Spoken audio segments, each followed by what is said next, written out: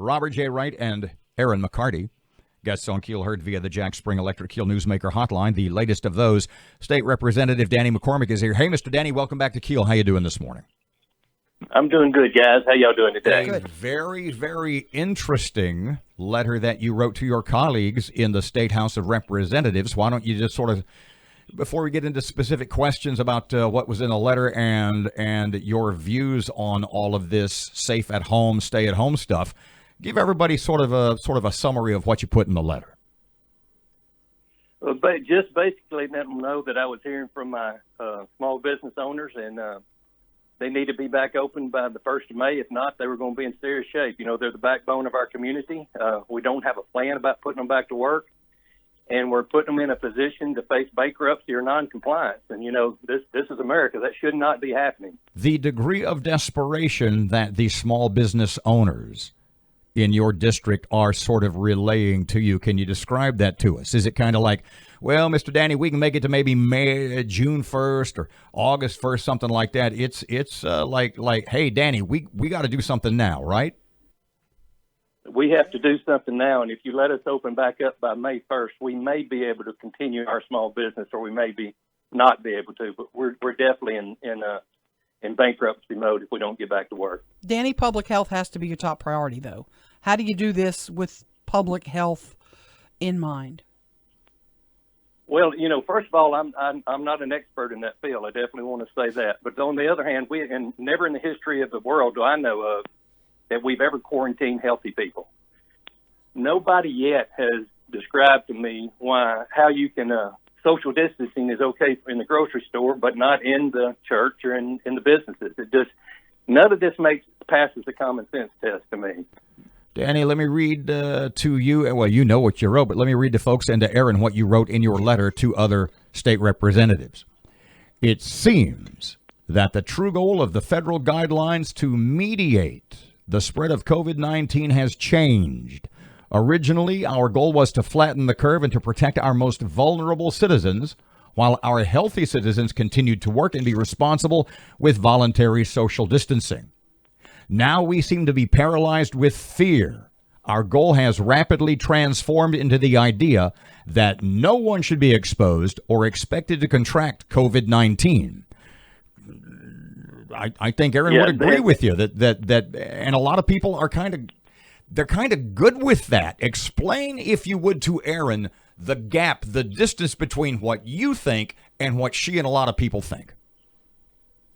Well, you know, at first it was a common sense approach, and honestly, everybody out here talking about it, from the governor down to the local health officials, seem to be paralyzed with fear.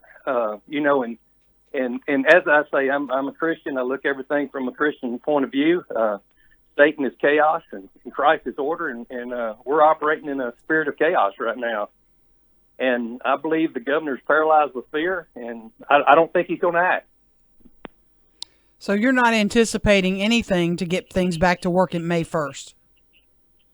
I haven't seen anything personally in anything he said about talking about getting people back to work May 1st. You know, hopefully we will, but I don't see anything heading that route. You know, as I've discussed with y'all several times, poverty kills more people than anything, and that's where we're headed to. I mean,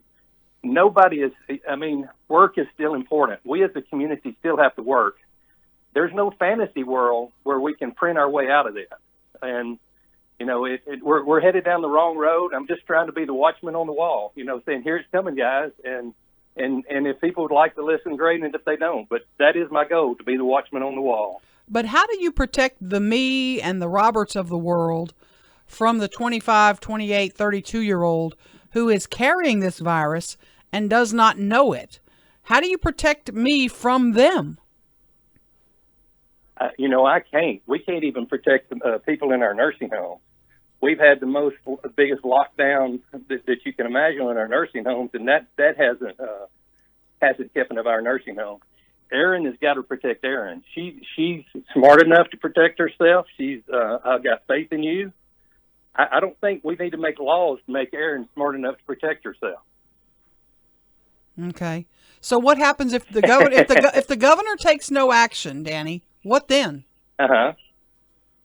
Well, we are looking at a pitiful situation. I mean, we're not going to be able to fund pensions. We're not going to be able to fund the teachers, the fire departments. I mean, you know, we're looking at billions of dollars short. I mean, where does that money come from? That's not, you know, that's reality. People have to work. We just got to since the beginning of the time. Danny is a state rep, and you're looking at as a state rep, and I'm sure you've talked to others in state government. The paucity, the shortage of funds, tax dollars, that are the money that is not coming into the state.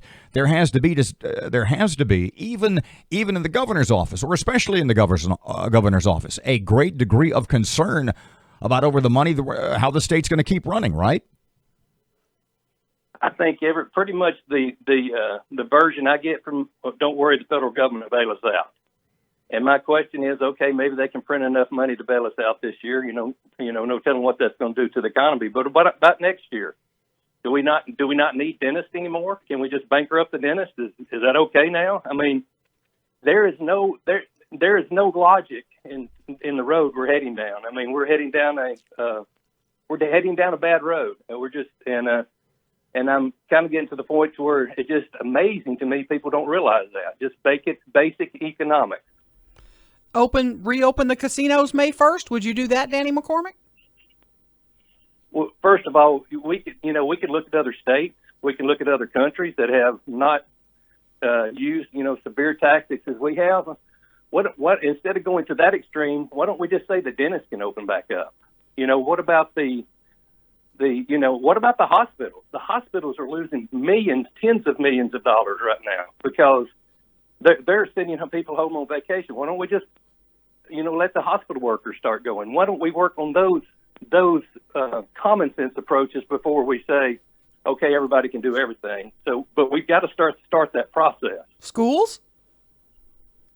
I think schools are done. It's it seems to be that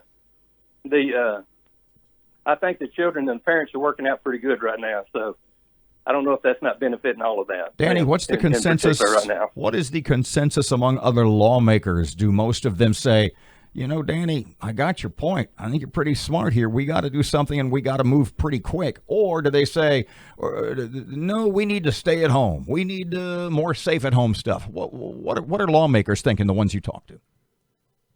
They say we got to move quick, but I don't want to be able to move because this may be political suicide. The truth of the matter is a good politician right now is sitting back going to wait till this train wreck's over with and see how he can benefit from it. But, if you love somebody, you tell them something before it's going to happen. So, the whole situation is paralyzed with fear. And the purpose of my letter was to bring courage and, step forward and make myself the point of the spear, so to speak, and trying to encourage others to follow me, just to start talking about it. We're not even talking about going back to work.